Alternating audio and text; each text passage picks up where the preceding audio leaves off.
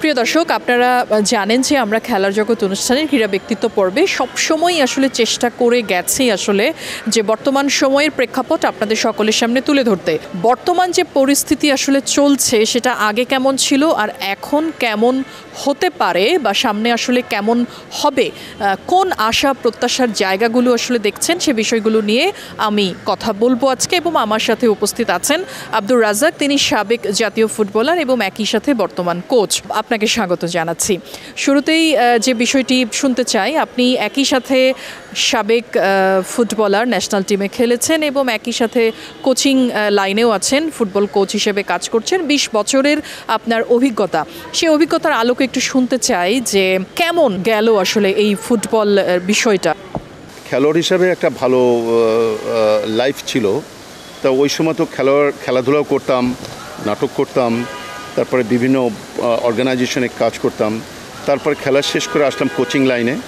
আমি তো আসলে পড়াশোনা করছি জার্মানিতে, হাঙ্গেরিতে, ইংল্যান্ডে, তারপরে ফিফা কোচিং এডুকেশন নিয়েছি, ফিফা ম্যানেজমেন্ট কোর্স করেছি, জাপানে ফুটবল ইনস্ট্রাক্টর কাজ করেছি, তারপরে এএফসি ইনস্ট্রাক্টর কাজ করেছি। এগুলো পড়াশোনা করে তারপরে ফুটবল কোচিং লাইনে আসছি। আসলে ফুল এডুকেশন নিয়েই আমি আসলে কোচিং এডুকেশনে আসছি। তারপরে তো বাংলাদেশ ফুটবল ফেডারেশনে প্রায় অনেক দিন কাজ করলাম।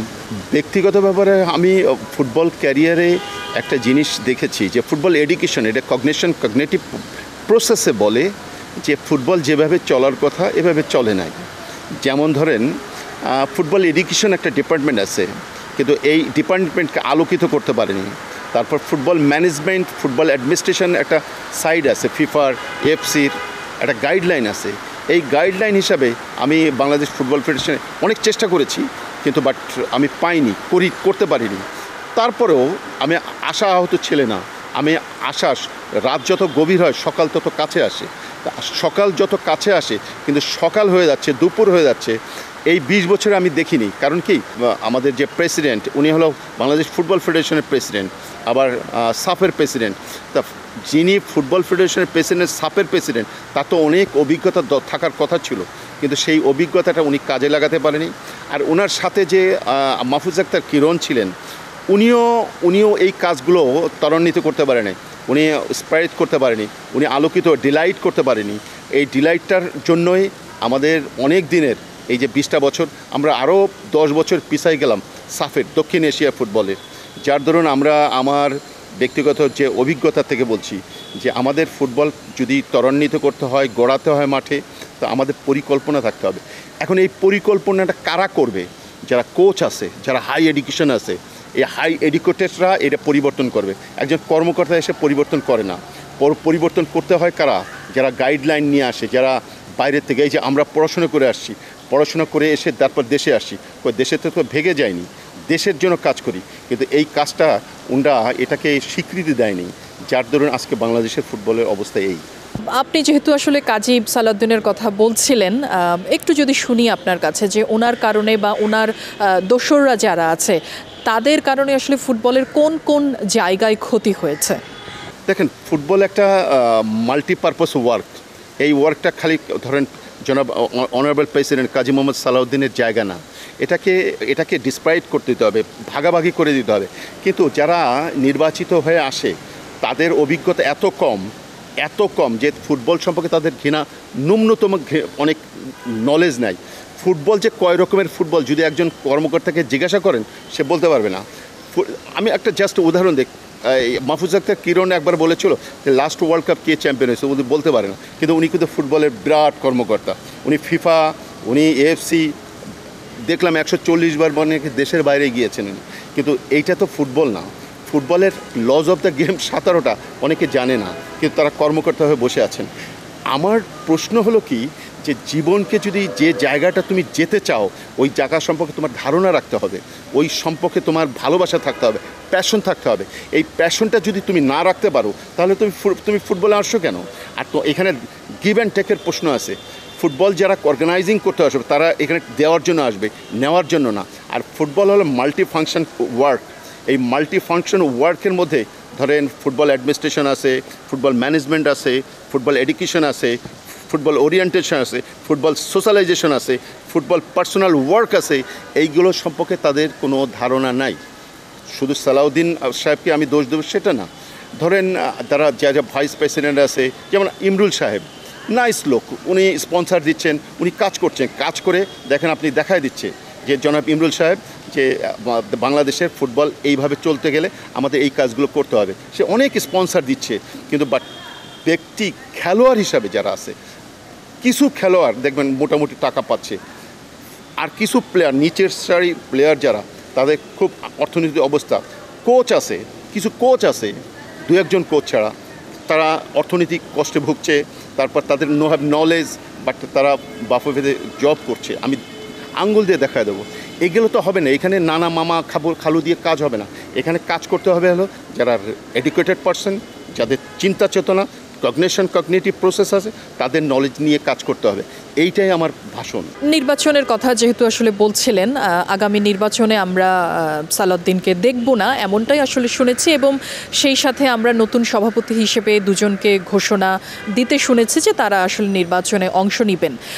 যেহেতু সালাউদ্দিন আসলে নির্বাচন করবেন না, সেক্ষেত্রে আসলে ফুটবলের যে জিম্মি দশা সেটা আসলে কাটবে কিনা, এবং নতুন সভাপতি হিসেবে যিনি আসবেন তাকে নিয়ে আপনার প্রত্যাশার জায়গা আসলে কতটুকু? দেখেন, একটা কথা আছে, সময় আমাদের যে রাত যত গভীর হয় সকাল তত কাছে আসে, আর সবচেয়ে ভালো লিডার তৈরি হয় দূর সময়, কিন্তু ভালো লিডার তৈরি হয়।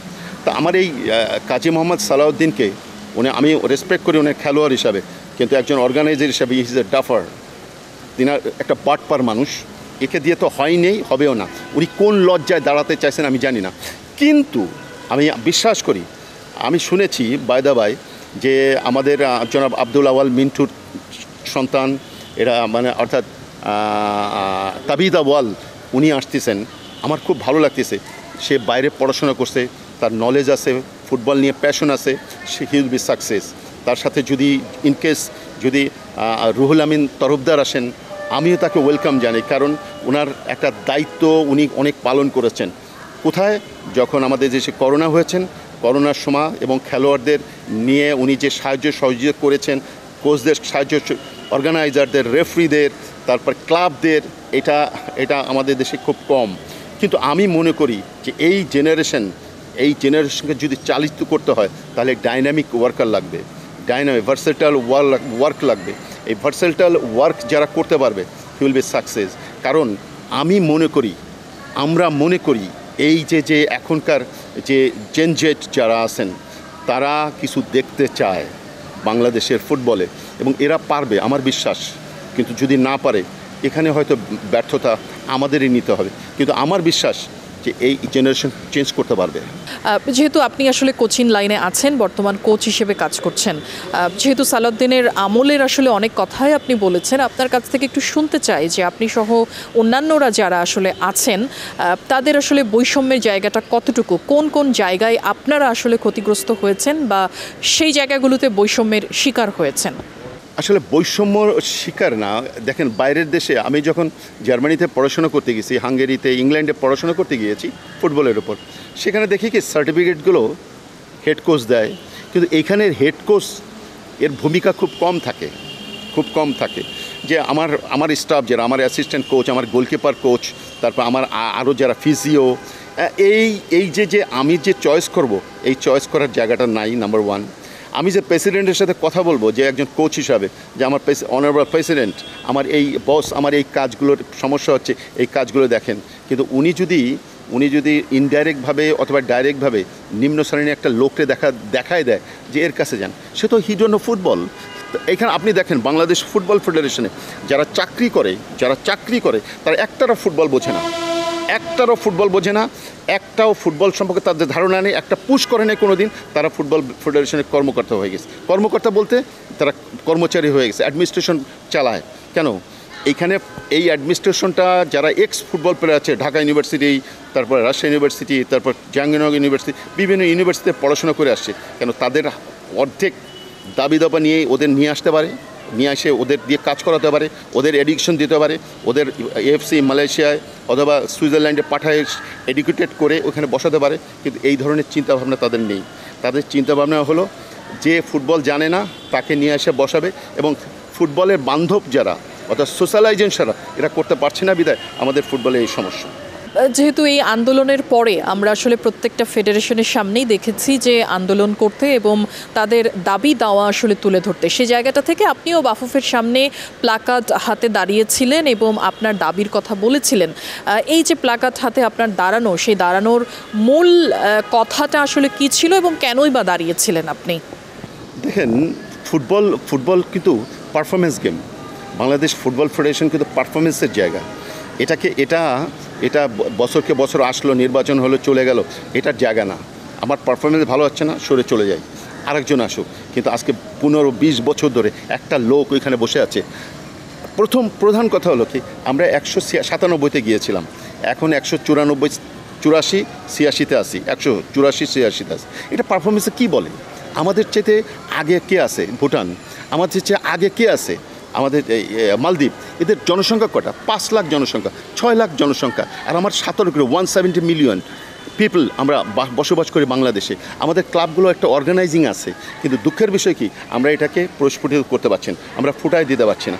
মেয়েদের ফুটবলের কথা বলি, আজকে 15 বছর ধরে মেয়েদের ফুটবল 138, 39, 40, এর সামনেও এগোয় না, পিছনেও এগোয় না। যেহেতু আপনি গ্রাসরুটের কথা আসলে বলছেন যে আমাদের ফুটবল নিয়ে কাজ করতে গেলে আসলে গ্রাসরুটে অবশ্যই কাজ করতে হবে, সেই জায়গাটা থেকে স্কুল আসলে একটা অন্যতম জায়গা, যে জায়গাটাতে আমাদের এটিএন বাংলা অনেক আগেই কাজ করেছে।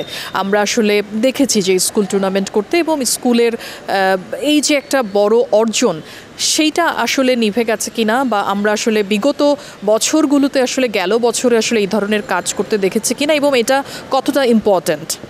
অ্যাকচুয়ালি আমি আগেই বললাম যে নলেজের গাফিলতি আছে। নাম্বার 1 হলো কি, যদি আপনি রক্তের দরকার হয় ব্লাড ব্যাংকে যান, আপনার যদি স্পাম দরকার হয় তাহলে স্পাম ব্যাংকে যান, আপনার যদি ধরেন টাকার দরকার হয় তাহলে টাকার ব্যাংকে যান আপনি। কিন্তু যদি আপনি খেলোয়াড় তৈরি করতে চান, ফুটবল প্লেয়ার তৈরি করতে চান, তাহলে আপনার কিন্তু স্কুলে যেতে হবে।